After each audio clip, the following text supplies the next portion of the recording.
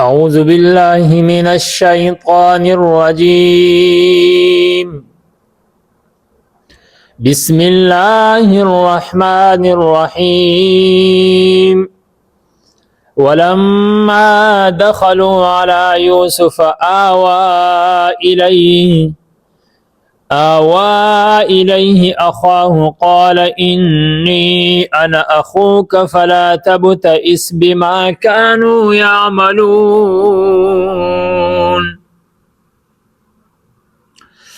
دیزینا د سورة یوسف 69 نمبر آیت مبارک تی او د 14 پاره 3 نمبر رکو شروع کیږي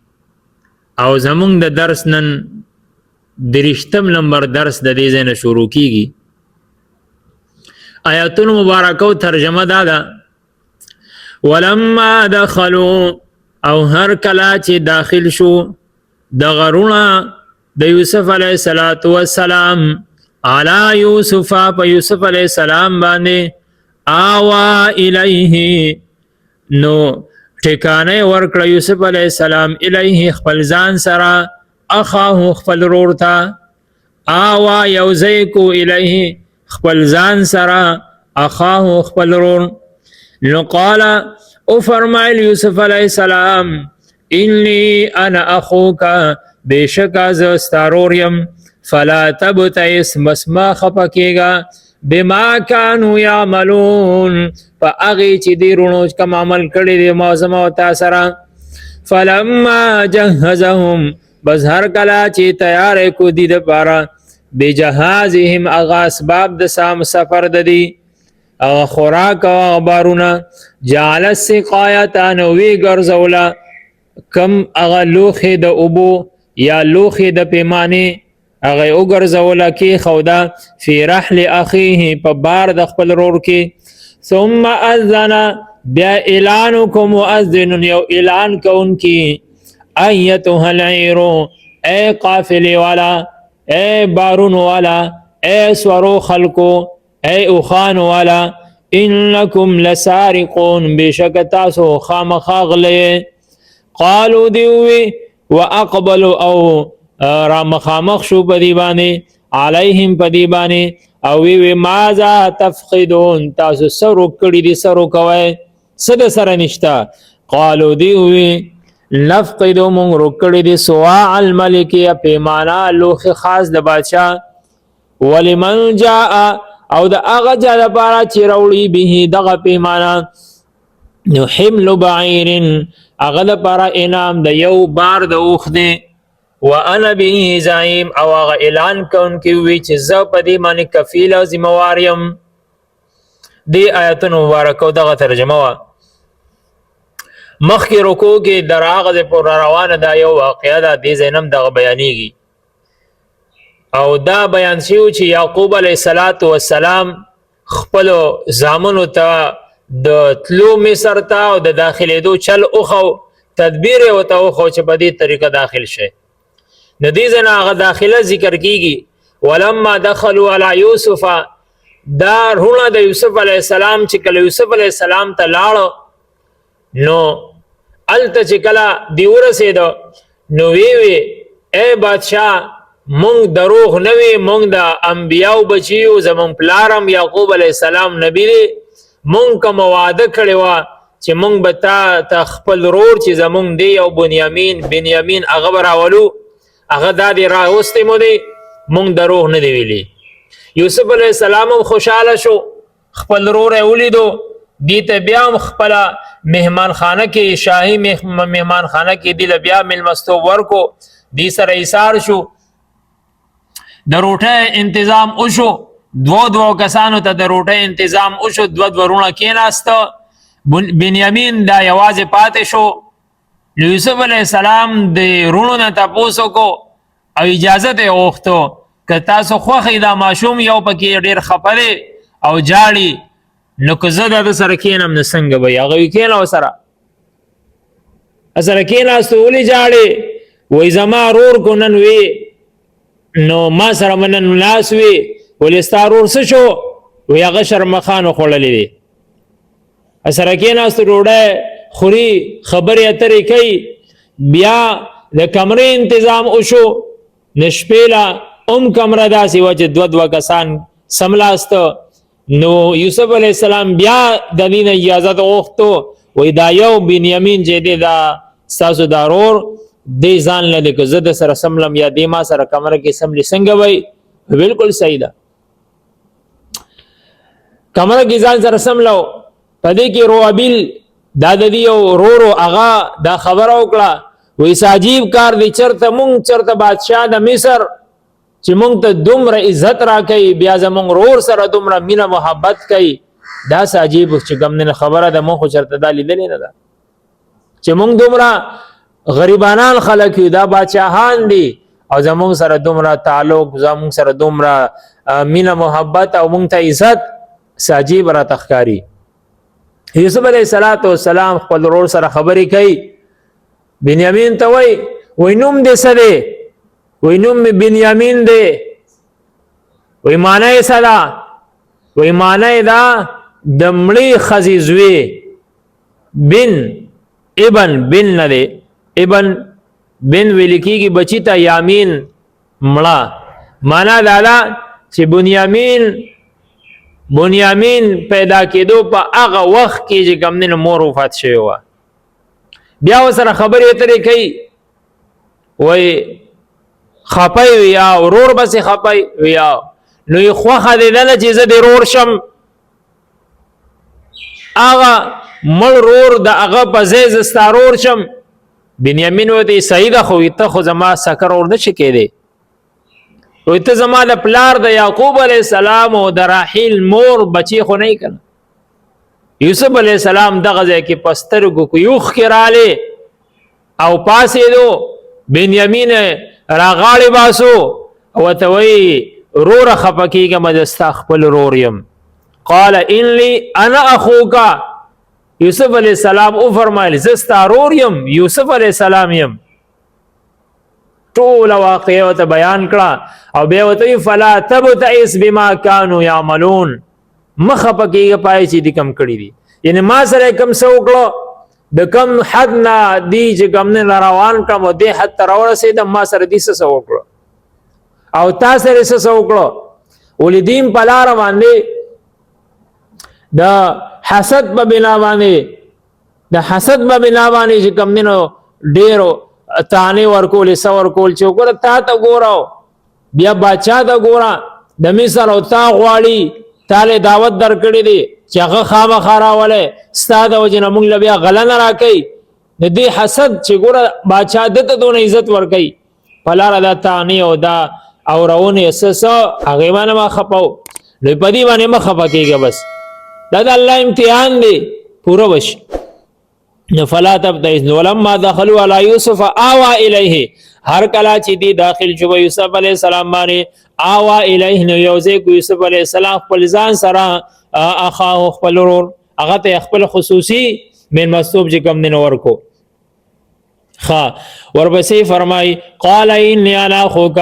واذا استاج کم نه ورور یوسف علیہ السلام يم فلا تبتئس بما كانوا يعملون نو مخبکیګه پای چې دی کوم عملونه کړی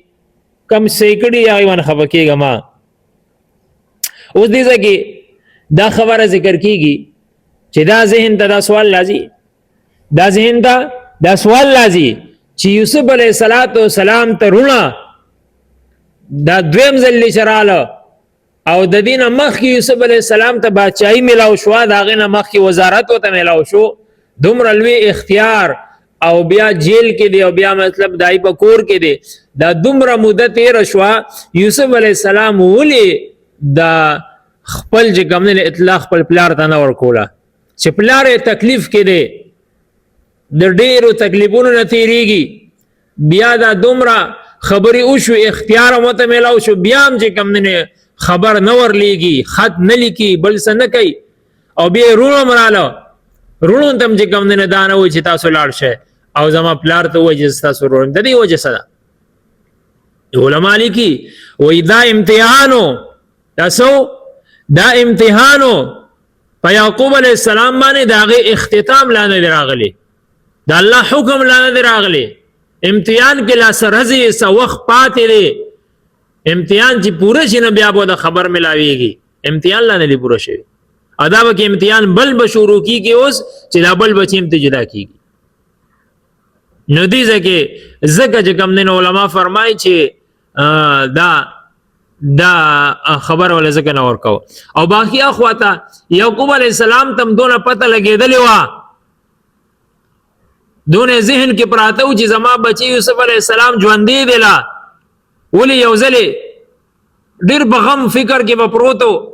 خپه وو پریشان وو. نو اسرائیل علیہ السلام چې ملک الموت فرشتہ دا غلې تاسو کو وی تا زما زوی خو نه دی وجلې وی زما یوسف زما بچی دا غنو به روح نه یغستی. ناغه ته فرمای د دې ماته پته نشته دا ته نشم ویلي. نو وی صدونه هوسا خبر را او دونه به درته وایم ستا بچینا نیم خبر ستا بچینا نیم خبر خو لیکن آغا پیغمبر چې یوسف علیہ السلام دی آغا پیغمبر چې یوسف علیہ السلام دی آغا ما لا نه دی وجلی دا نه لا ما روح نه دی اغستی. اوس یعقوب علیہ السلام ته هم څه نشانات سره معلوم شو چې دا یو لوی سړی دی شاید دی هم پیغمبر الله جوړ کی. نو دغه ارسنا یو خاکه ذهن کې جوړه کړي و چې او زما امید دی چې یوسف علیہ السلام د دنیا نه تلی نه او دلته لا امتحان شروع دی یوسف علیہ السلام لا خبر نه ور کوي. اوس دینه بعد چې ګمنو ذکر کوي فلما جهزهم بجهازهم یوسف علیہ السلام خپل ورور سره خبرې اترې کوي. نو دارور وته زما واستانه وزلنه کی زه خو نظم هغه وته ګوره بابا جان زما په غم باندې ډیر سخت خفه دی او کتم دلته پاتې شوی نو نور بم خفه شوی کو هر سید ایشي پروانه ساتم خو زم نه د نظم د دې رونو سره زم نه نبی وته کو ته نزي نو بیا ودا سه کاری چې زبستاله پر سهيله جوړوم پاغي کې بت بدنامي گیم پای کې بتاوند غلاصه تهمت امراضي او ارسته تیاری نو بس هغه شانو شو. یوسف علیہ السلام کم خصوصی لوخیو د سرو زرو یا د سپینو زرو یا ابن عباس سے فرمای د زبرجدو دا یو مزیدار قیمتي لوخیو دی کې به یو بس کلی بعضی مفسرین فرمای او بعضی وی دا غلی د پیمانه چې کم لوخیو او علما فرمای دواړه کې دي چې دواړه کار به کې کول او خصوصي مزیدار لوخیو اک لوخي د په سامان کې خود کم بارو آی کې خودو او کسانې په وکړو چې دی کله واپس شو رخصتي وشو نو لاړه سزه پوره التا د کلی نه بار شي وی دین هو یو کس وسه پمنډ ولېګو او ته چې ایثار شه تاسو سشیز رخصوي د غلا مکړې دنو هغه مونږ معلومو دا خبره ذکر کړي. نفلم ما جهزهم بجهازهم هر کله چې تیار کو د دې لپاره بجهازهم د دې هغه سامان نجعل سقایت وی ګرځولا هغه سقایا هغه لوخي چې کوم د خړو بولو دی یا هغه لوخي چې کوم د پیمانه دی فی رحل اخی په بار د خپل ورور کې نو سو کوی چې د ضرور ته اړو پته منو چې سو پکې دی سو کوی نو ته ویلو چې بس دا وکي एकदम چې ته ذهني تیارې. ثم اذن مؤذن بیا اذان کو اعلان کو مؤذن یو اعلان کون کې اعلان کو او وتوی ایتها العیر اے قافله والا انکم لسارقون بشکتا سو غله غلا مکړی دا. اوس دل دا خبر ذکر کیږي چې غلا خودی نه کړي بیا وته ولې आवाज کوي. یوسف علیہ السلام ته هم پته ده دا غرور ته هم پته ده نو بیا ولې आवाज کوي. نو د دې مختلف جوابونه مفسرینو کړي دي. انکم لسارقون تاسو غله ولې وته وای نو یاد اله چې دا आवाज د دې خادمانو نوکرانو خپلو ولې دی دا مهمان خانه کې شاهي مهمان خانه کې ناسو دا غینه صرف دی وروته ودی وته نه وتیو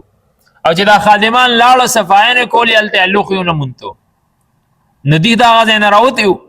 نو دا دی وی چې دا به دي پټ کړي. نو ځکه ورته د خپل ځان نواز وکړو چې انکم لسارقون، بېشکه تاسو خامخا غلا مو کړې ده. یوه یا دا ده چې انکم لسارقون، دا معنا چې تاسو غلا، ځکه غلا چې تاسو خپل ورور یوسف علیه السلام د خپل پلار نه پټ کړی،